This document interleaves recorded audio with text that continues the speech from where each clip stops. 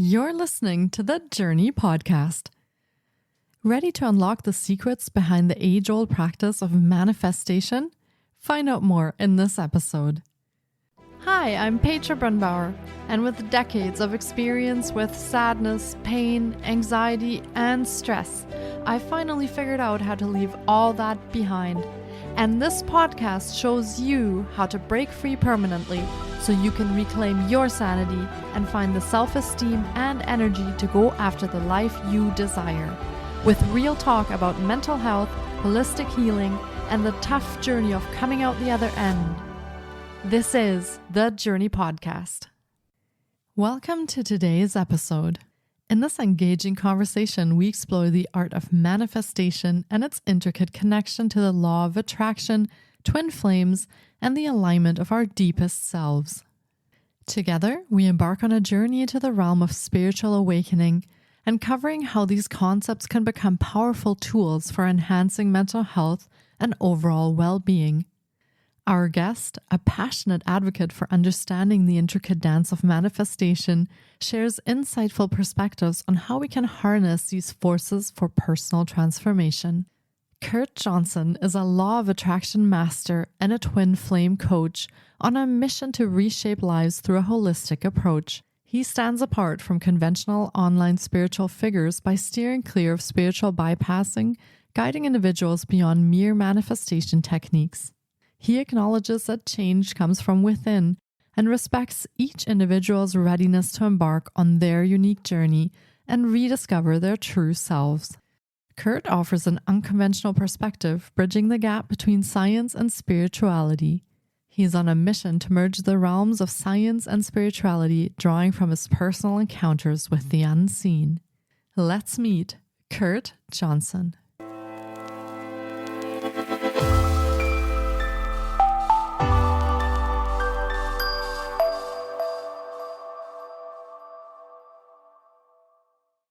Hi, Kurt. It's so great to have you on the podcast today.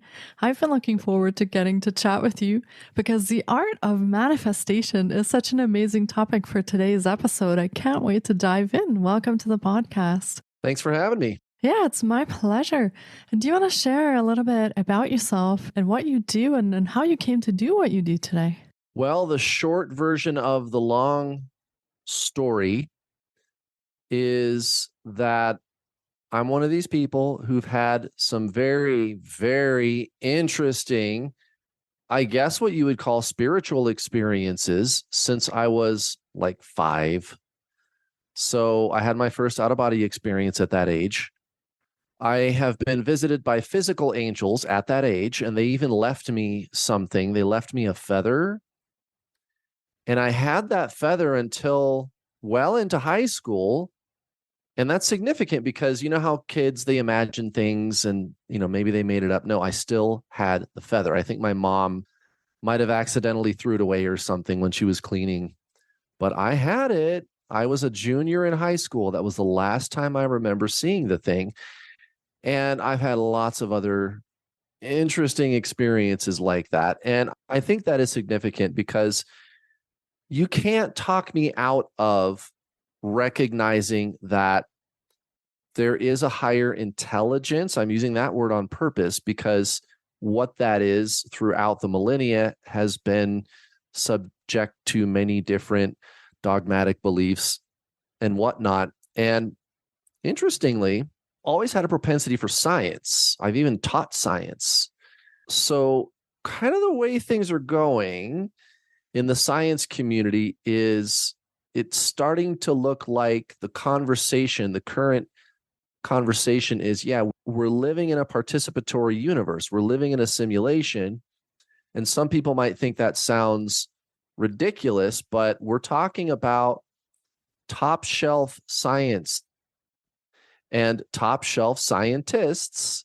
These people are in charge of large university science departments, major institutions, multiple PhDs, hundreds of scientific peer-reviewed research papers, Nobel Prize laureates, et cetera, et cetera. Those are the people that are saying these things. They're just not telling you that on the mainstream, but there is a very interesting dialogue going on right now amongst physicists, mathematicians, neuroscientists, and it's clear that consciousness is non-local, meaning it's out there somewhere, right? So what we've all been told is consciousness is a product of electrical impulses in your brain, and now they know that that is not true, but they're still teaching it in schools. And when you find out that your physical body is literally a video game controller, Yeah, I love that. you can play the video game a little better. Yeah, that is fantastic. And what a journey you have had at such a young age to be connected to that already. Find that fascinating. It's interesting that you tell that story about the feather. And I don't remember which podcast guest that was. They told me that sometimes when we receive messages from even our loved ones who have passed on, we'll find feathers. And it was interesting that she said that as well. So, yeah, what a journey you've had. Well, angels have wings, right? Yeah, absolutely. So, what do you do now, Kurt? After you've experienced this journey, you taught science, you're interested in all of this. So, what do you do now? So, in my 30s, I fell off the bandwagon, you could say, when it comes to spirituality. Spirituality being non-duality, the teachings of non-duality, the teaching that you are consciousness. So spirituality is oft associated with crystals and burning sage and astrology and tarot. And I'm interested in those things too. But those are really metaphysics, which is fine. But for you to derive the full benefit of spiritualism, it really helps if you're clear about what that is. It's remembering who you are beyond the body and beyond the mind. So late in my 30s, I reconnected with somebody from my past. I hadn't spoken to this person for about 13 years. And it turns out that she is a previous life that I have lived, or what you would call a past life. We are simultaneous incarnations of the same soul. The usual explanation that you're going to get off the internet is that the soul splits in two. There really isn't any basis for that other than Plato said something along those lines, but he certainly didn't call it twin flames. And it was just romantic prose. It just sounded cute. And I've kind of been the voice of reason in that community. There's a lot of toxicity in that community. And interestingly, in spite of what we're seeing currently, we all know kind of there's something going on with that. You know, speak no evil, but you know what I'm talking about. Curiously, most of the toxicity is coming from people who are actually good people. And so instead of toxicity, maybe the word desperation is a better way to explain what's going on. When you meet this person, it is extremely triggering, but it's really the beginning of a classical spiritual awakening template. So, for example, Eckhart Tolle, he didn't meet what we call twin flame, or at least what I am calling twin flame. The internet is going to tell you a lot of different things about what that is. Everybody on, and interestingly, side note, everybody, it doesn't matter who you ask, everybody is going to tell you twin flames are the same soul, right? Everybody tells you that, but then everybody has a different kind of answer about what to do and how that works. But we'll come back to that in a moment. Eckhart Tolle, he did not meet his twin flame, and still he had this forced spiritual awakening. So it starts with something called ego death. Some people call it dark night of the soul. And what's happening is God, your higher self, something, said, "You're it. It's your turn, buddy. Buckle up, buttercup." And the amount of consciousness, what's happening is your consciousness is increasing drastically. It's like somebody, it's not that they opened the floodgates of the dam, it's that they strapped a bomb to it and blew it open. Your consciousness is exploding. And it does cause your ego, your mind, the personality to be very much disrupted as consciousness is flooding into your system. You're a three-part triune being, body, mind, soul. And so that increase of consciousness is causing you to awaken and to no longer live only through the mind. And Eckhart Tolle had this exact same experience. Well, his was triggered by life circumstances, anxiety. I know lots of other people who've gone through this spiritual awakening process, or I think what you would call a forced spiritual awakening. And it's usually triggered by something else other than a twin flame. So people on the internet, you get into these twin flame communities, and they think that these experiences are specific only to twin flames. And then they create this whole identity out of it. And that kind of defeats the purpose of the awakening, by the way, because you're creating more of an egoic identity.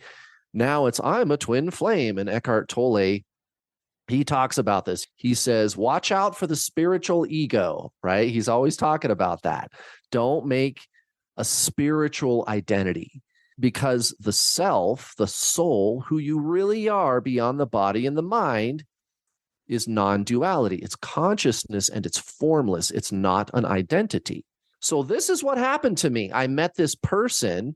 And again, whereas with most people who go through this kind of forced spiritual awakening, the catalyst is life circumstances, a terminal illness, a death of a loved one, something like that. Most people, and I mean almost all. In my case, it was meeting this person who is another incarnation of your soul. And then I started talking about it, and I started using logic and reason and my experiences as a spiritual person to go, wait a minute, I think most of the stuff we see on the internet is like lore. It's mythology, because you get the impression that twin flames is like a really good soulmate. Like you can't even tell the difference between twin flames and a soulmate. That's what people think it is. It's like, oh, I get it. It's like soulmates, only better. Nope, it's not. It's your spiritual awakening. Now you can actually, you'll think this is interesting. This is what really piqued my interest about this. There's things that you can do internally to get this person to stop running from you. You don't even have to talk to them. I've coached over 7,000 twin flame students, and I take them through a certain set of steps, things that they can do internally with their consciousness, with their focus, the kind of thing you hear about, this kind of stuff like the Center for Noetic Studies. They do studies on the power of prayer, consciousness, things like this. So these kinds of Joe Dispenza techniques, where basically you're de-externalizing your focus. You're bringing it back to center. You take your focus off the person. Actually, I have them cease all contact with their twin flame, like a complete detox, and the person starts talking to them again. They'll unblock them. If the twin flame had them blocked, they'll unblock them without having to talk to them at all, like no contact. All they're doing is this energetic work. And I started to get pretty excited about this. I'm obviously very passionate about this because I feel like this is an opportunity for us to learn about reincarnation, the soul, this kind of thing. And again, you could go on the internet and look at any subject that you want to talk about. It could be finance, it could be politics, it could be home repair, car repair, psychology, any topic that you want to talk about, and you're going to get a bunch of well-meaning but misguided information. You're going to get one or two people that are actually malicious, and then you're going to get a little bit of good information. It's the internet. That's just the way it is. And it's no different with this twin flame thing. So the lay person, they get online and they look at twin flame information, and right now they're seeing a couple of bad apples that are being exposed. And then they're seeing a whole bunch of well-meaning but misguided information.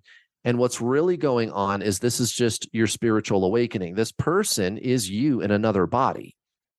And the way that I kind of cracked the code on this, I'm the world's #1 twin flame coach. How did you do it, Kurt? I just looked at what do we know about how the soul incarnates instead of guessing, instead of like making stuff up, like, oh, well, the soul splits and you're looking for the other half of your soul and you guys are eternal love for each other forever. And you're going to be reunited with the other half of your soul. And that's usually what you're going to get. And I'm being a little bit facetious, of course, but that is the way it is. And what I'm saying is, wait a minute, hold on, guys. Whoa, calm down. Everybody calm down. We already know about reincarnation. Why do we have to have a special theory? So there is no time. Albert Einstein, past and future happen simultaneously. And physics has demonstrated that on these higher planes, that is what you would experience. You would experience no time. You would experience all of these events happening simultaneously. Well, guess what? That is the exact same way that spiritual masters have described reincarnation forever. So why can't you just have two? Why isn't it that we just have two incarnations of your soul? It wouldn't be any different than if you got into a time machine, went back in time, and met whoever you used to be in a past life. It's the same thing. Now, when you encounter this person who is the same soul vibration as you, yes, it is extremely disruptive to your ego, and it causes a spiritual awakening. And last, you can definitely tell that's what's going on here. There's other conversations to be had about some of that people use in these twin flame communities. And it's like telephone, right? That game of telephone that your teacher used to play with you. Do you know what I'm talking about? Something always comes out really wrong at the other end. Yes, exactly. Like you start off with a story or an explanation, and then people spread that around and it turns into something else. Well, I can tell that somebody must have figured this out and was teaching it to people properly before I came along. I don't think I'm special. I don't think I'm better than anybody else or anything like that. I'm just excited.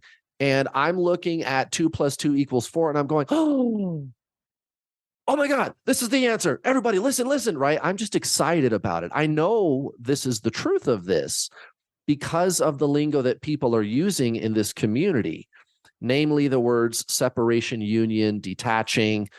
Those 3 words are telling you everything. Twin flames use those words all the time, but they don't know why they're saying these words. They don't know where they came from. Why not just say, we broke up or they rejected me? No, it has to be separation. We're in separation. Or union. Why are we using that word? Why not just say we're together, we're dating, right? Like who does that? Like who uses, have you ever done that? I have not, I have to admit. Right. It's weird. And I said, wait a minute, guys, these come out of the Zen traditions. And what these words really are pointing you at are states of consciousness. Separation consciousness, unity consciousness, union, and detaching. Detaching is a principle found in the Zen traditions, transcendentalism, which is what happens when you transcend the separation of mind. And you'll hear all the great spiritual teachers using this terminology, and they've never even heard of twin flames. So how did that terminology end up in the twin flame community? Well, what I think is going on is before the internet, probably before I was even born, somebody figured it out and they left their fingerprints all over it. So I'm just an archaeologist, if you will.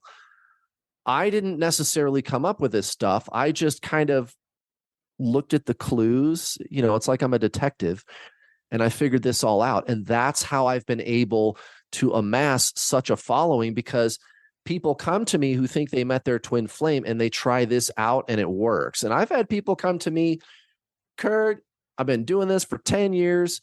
I've spent $30,000 $30,000 for this to go on and for the pain to continue. I took your program. It was $300 and I feel great. And it's not me. I'm not saying I'm all badass or anything like that. It's the teachings. It's the teachings. That's what I care about. That's what's different about what I am telling people about twin flames. It's where you're starting from. Your starting point is consciousness, the soul, right? Whereas with all the other twin flame information you're going to come across, it's all romance. It's about the other person. And what I'm telling people is let the person go. Remember who you are. Remember yourself as consciousness. It's not, I got to focus on me, because that's separation. That's the ego. There's a subject-object relationship. No, this is the Zen traditions. This is non-duality. Remember yourself as consciousness. Be aware that you are aware. That's the soul. And when they do those two things, guess what happens? The person comes back and it keeps working. And it's to this day, every time I hear a success story from one of my students, it's so astonishing because we've been told again and again and again, these things aren't real. There's no such thing as telepathy. There's no such thing as ghosts. There's no God, blah, blah, blah, blah, blah. So that's a very long answer. Thank you for indulging me.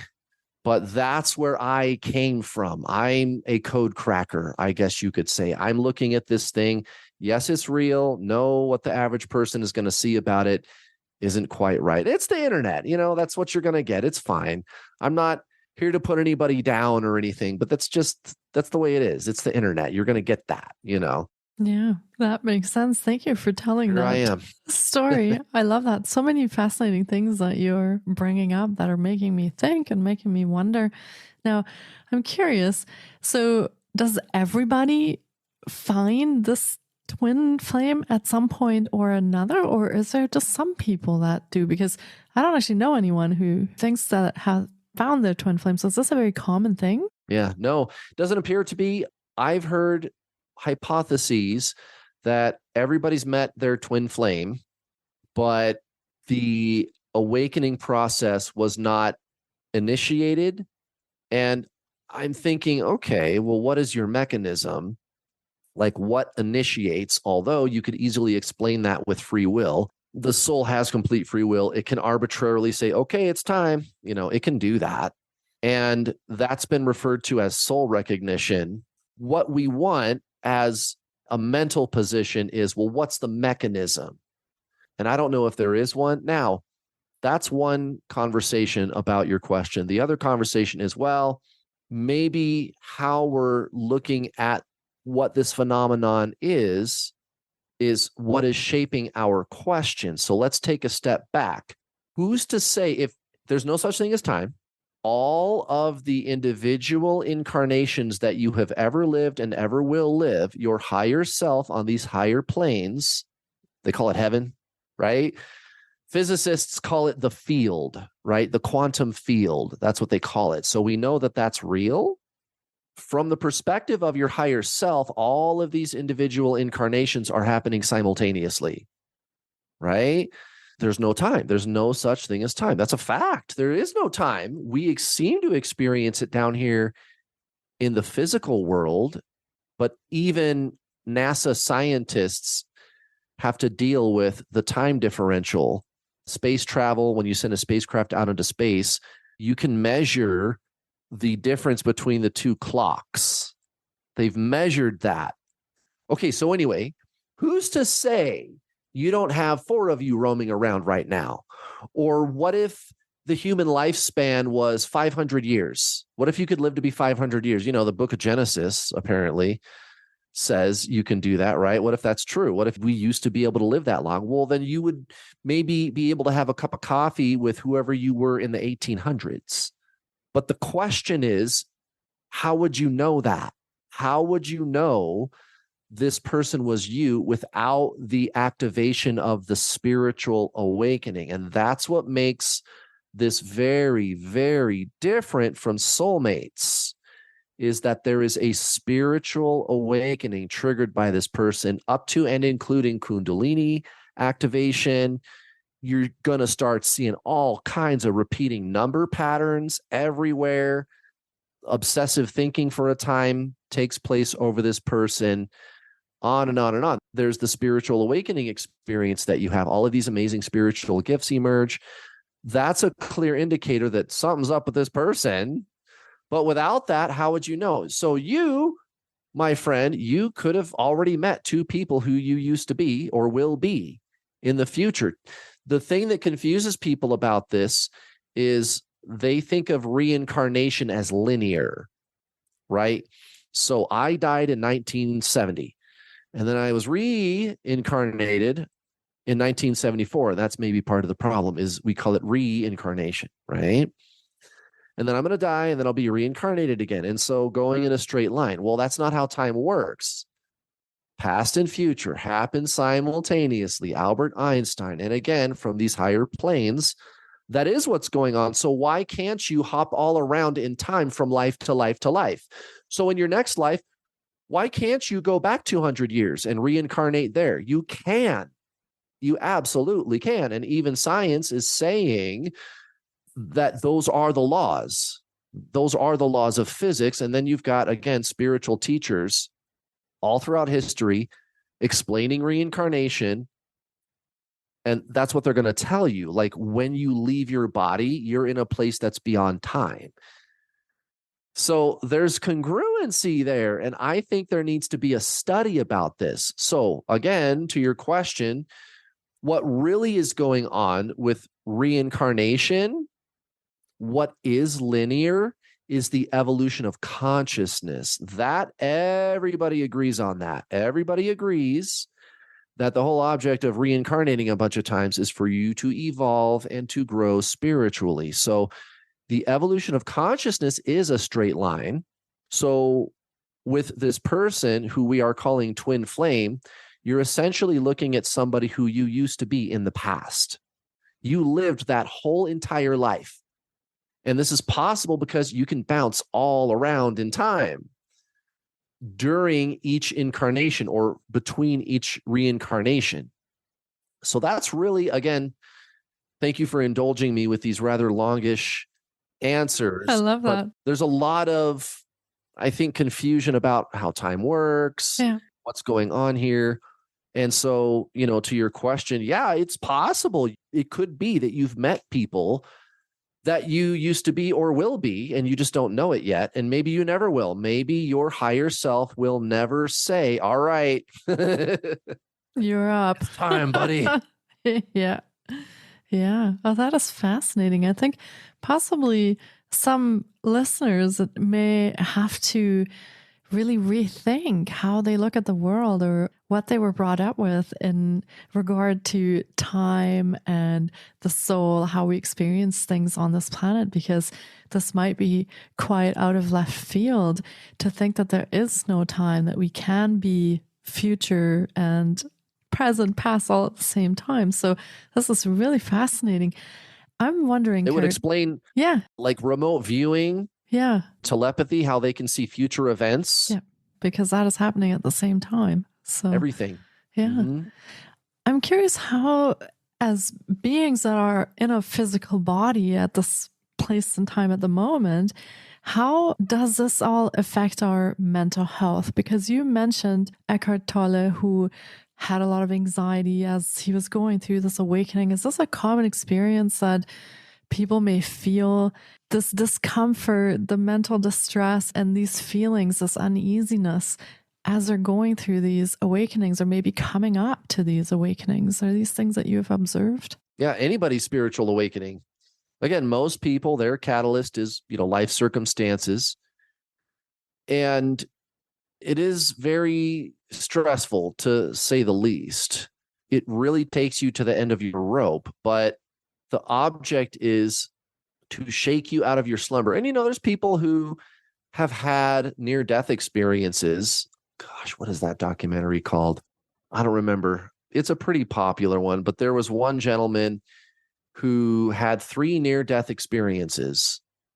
And finally, after the third one, he started changing his ways, interestingly enough, because he had one, his first near-death experience, came out of it and was like, oh my God, I've got a lot left to lose, or I've got a lot to lose. I need to get to the business of living life more fully and enjoying connections with people and this kind of thing, and stop smoking and, all of the other bad habits, drinking, whatever he was doing. And he kind of slid back into old habits, had another near-death experience, went through that same cycle. And then after the third one, finally, he was like, okay. So he stopped drinking, he stopped smoking, he started eating better. I think he said he had a lot of anger or something too. He finally dealt with that. And you got to ask, like, why, if his higher self is trying to take him off this earth and then put him back again just to scare him, why not just end it after the first time? I don't know. These are, again, arbitrary actions, which again denotes the free will nature of our universe. There's no super determinism, and that's what everybody wants to believe. And whether science wants to admit that or not, that's kind of what they've been telling us for a couple of 100 years, that everything should be able to be predictable. And now they have gotten to a place where you could say that is true. They proved quantum entanglement, but still it doesn't sit right for obvious reasons. You can randomly decide to have something completely different for dinner than you did yesterday. So why these things are happening, I believe to be part of our destiny as humans. Maybe an easier way of understanding the answer to your question is things got to get worse before they get better. Like, we are living in a very interesting time of change for sure. You could look in the discipline of psychology and read about something called an extinction burst, which is where your bad behavior peaks right before something is about to change. So why are things going the way they are on Earth? Well, probably because they're going to get better soon. And by soon, that could be a couple of 100 years. I mean, it could be, for societal change, that we're just getting into the dark days just now, unfortunately. But the same is true of the individual. We can identify these kinds of patterns. And when you come out of a very jarring spiritual awakening experience like that, the best that you can hope for is to take it by the reins. Don't be the example of the gentleman that I just gave to you a few minutes ago. And this is what I coach my students on. Like, yeah, you can keep going through these cycles, and eventually you'll let old patterns of belief, old behaviors go, or you can be intentional about it. And of course, it's inevitable. The minute you get to that point, you start to see the connection between what you're being and what's going on out there. All of my students, all of them, they all end up in a place where their interest in the law of attraction has been piqued, manifesting. Yeah, because you're a creator. That's what we do, right? As consciousness, the Bible said God created man in his own image and likeness. Also, the Bible said God is the creator. Yeah, well, the same is true of you. So if you change what you're being, you'll change what's out there. I think it was Joe Dispenza. He said, when you reshape your personality, you reshape your personal reality. And that's true. But it doesn't seem to work as well unless you're aware of what the problem is. Well, aware is the key word. So that's the staple of spiritualism, consciousness, awareness. That's who you really are. Who are you beyond the thinking mind and the body? Consciousness. And so this increase of consciousness allows you to look at every belief, every limiting bit of self-talk you have, every bit of shame that you have, whatever it is, and reassess that. But it certainly isn't an easy task at first. When you're thrown into this awakening experience, it's very confusing. Now, I don't want to scare your audience. Most people do not, I think, experience this type of spiritual awakening template, this forced spiritual awakening. If they are curious about it, you could just hop on Google and type in ego death. There's been books written about it. Most people just take up meditation, they take an interest in yoga or something like that, and they derive a benefit from it still.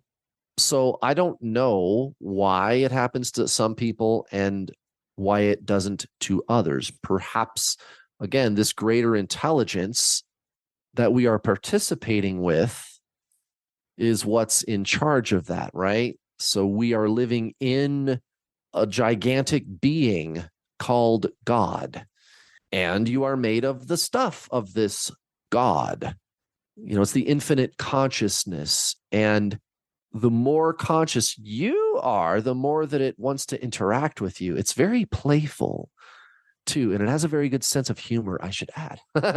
It's interesting that you say that. You're not the first person to mention that and to, I think, even said play with the universe or something like that. So very curious that you mentioned that as well. You know what I've found is that many people are very disconnected. They feel ill or ill at ease. They feel mentally distressed for a long time. And then they become more aware, as you said.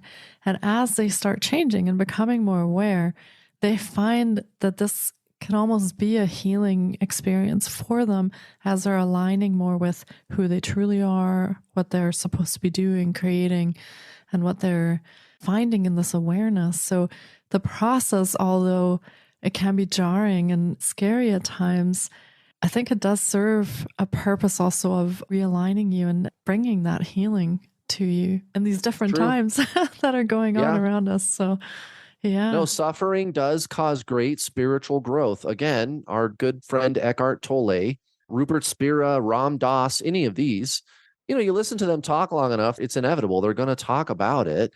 They're going to be asked why. Why do we suffer? What does it seem like? Suffering is what causes our spiritual growth. And of course, they're also going to tell you that it doesn't have to be that way. You can grow spiritually without suffering. That is true. So that's when the conversation turns into, well, all suffering is created by resistance to what is. All suffering. And then you could flip that coin and go, well, what if what is going on is a war? Well, touche, right? So you have to kind of look at all the different angles, but what we can do is eliminate suffering, needless suffering from our lives. Yeah. There's a book, actually, I have all my students read by Mark Manson, and it's called The Subtle Art of Not Giving an F. I like that. And it's a hilarious book.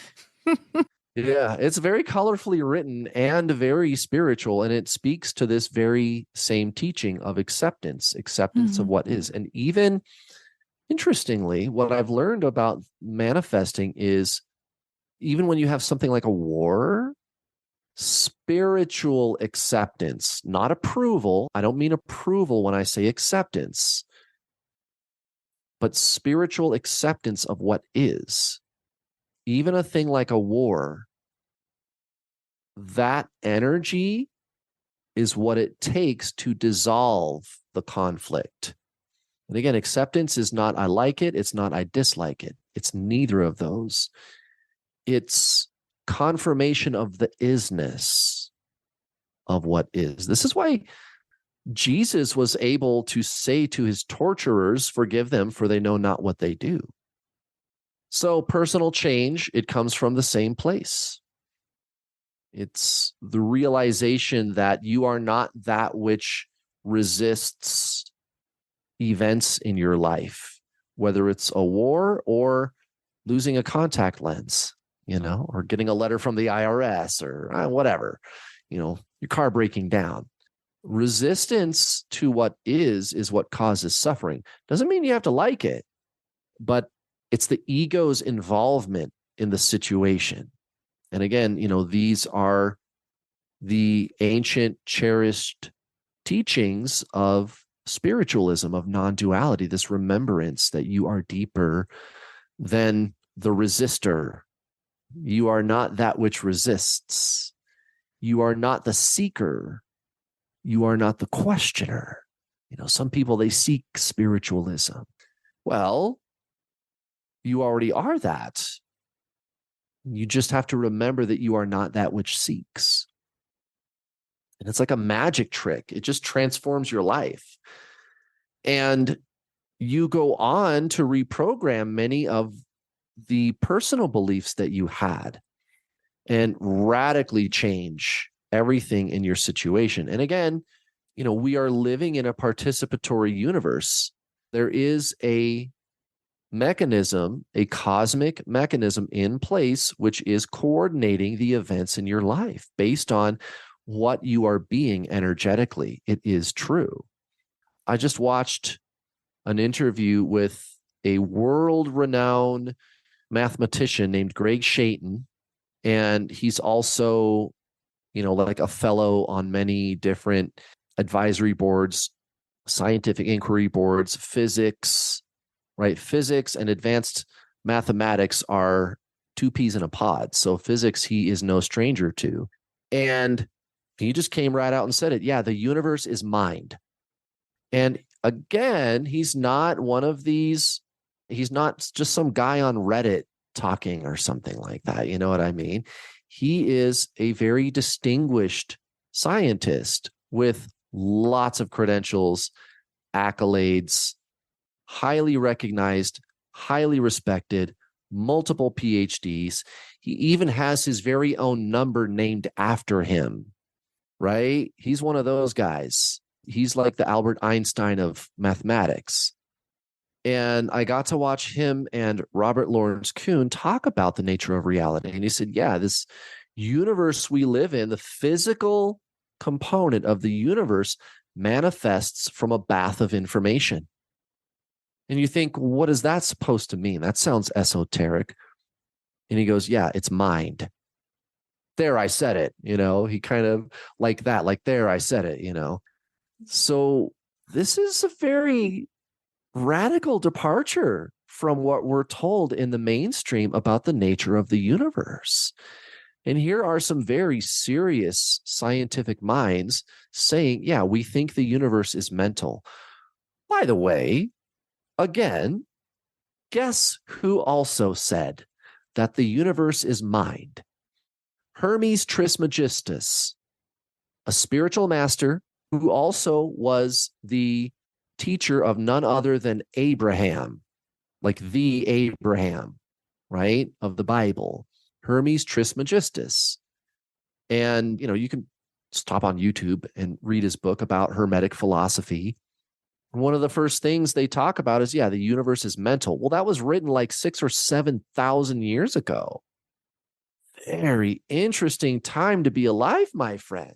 We are very powerful. And this sounds like ancient knowledge that somehow we think is so novel all of a sudden, but it has been around for such a long time. And yeah, wow. Thank you for sharing that. That was a very interesting story that you shared. Now, I think a lot of listeners might be very curious at this point about what we've been talking about. So you work with a lot of students. And what do you offer? How can people work with you? And what do you do in your programs? And do you have any books? I know you have a large YouTube channel as well. And so how can people connect with you or work with you? Sure. YouTube is the best place. New World All-Star. All-Star is one word, ALLSTAR. New World All-Star. YouTube. And then my website, newworldallstar.com. My law of attraction coaching program is world class. It is designed for anybody. It's lengthy, it's affordable, it's a video program. There's follow-up videos, exercises. I teach you specific types of meditations and daily practices to do to use your body as the video game controller, right? Your body literally is manifesting equipment, your body and your mind. So I teach you how to reprogram it so that you can reprogram what's outside. And it is, oh my God, it's so unbelievable how much easier life gets and how magical these experiences, they just show up in your world. It is awesome. So I've got that. Coaching calls, you can talk to me after you watch the video program on my website, newworldallstar.com, or just check out the free stuff on my YouTube channel. It's available. I've got playlists if you're interested, and I'd love to talk to you. Yeah. Hit me up.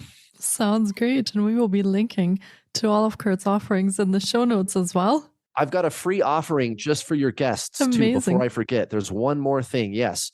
If you want to contact me on Instagram, I've got a free video to show you the heart-brain coherence technique, which was identified by the Heart Math Institute.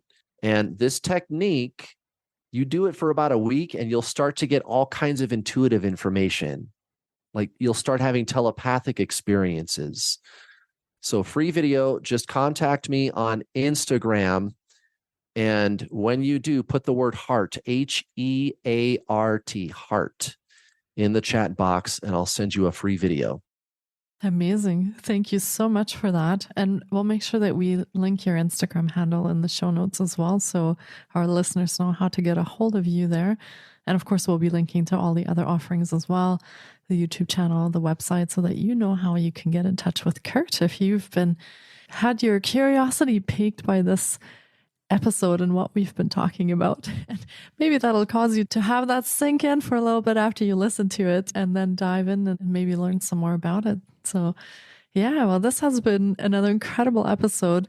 And I really hope our listeners have enjoyed our journey into the art of manifestation as much as I have. This has been such a mind-blowing hour that we've spent together, Kurt. Thank you so much for coming on and sharing your wisdom on all of that. I really appreciate it. My pleasure. Thank you so much. Take care, Kurt. You as well.